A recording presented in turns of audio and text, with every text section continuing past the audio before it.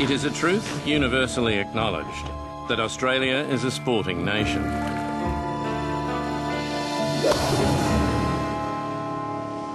In Australia, in order to be a properly accredited member of society with human rights and so on, you've got to either play sport or watch sport.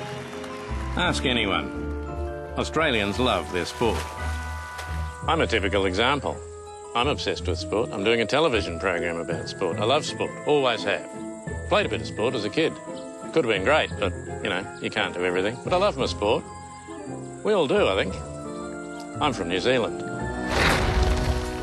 Australia is not the only country to be obsessed with sport, but it is the only country called Australia to be obsessed with sport, and it is obsessed with sport in a very Australian way.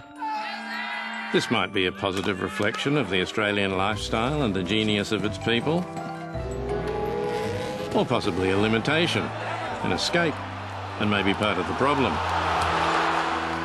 To understand Australia's relationship with sport, we'll go back to a golden age in which Australians discovered how good they were at sport and were confirmed in their belief in the country's natural advantages and overall excellence in all things.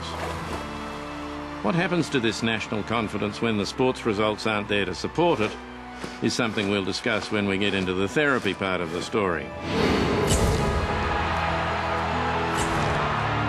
It's easy to see how Australia got this idea, though. There was a time when we won everything that wasn't nailed down.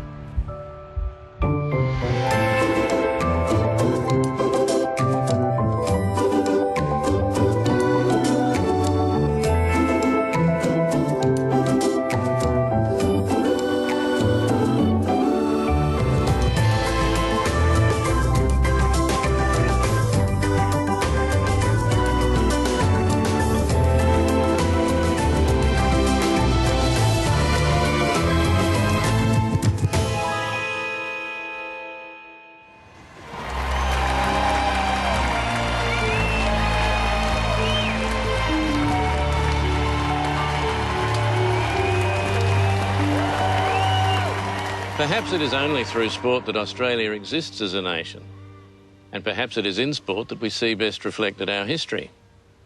Set up as a dumping ground for the unwanted of England, in a country whose indigenous population was said not to exist, and were then hunted down because they did, post-colonial Australia's first sporting rivalry was with Britain, in British sports.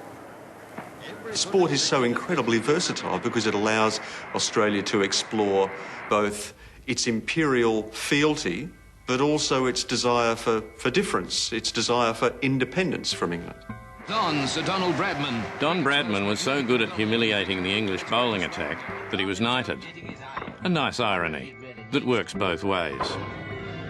We are very glad indeed. In fact, I cannot tell you how delighted we are to be back in England once again. There's been no one else in any sport, in the history of sport,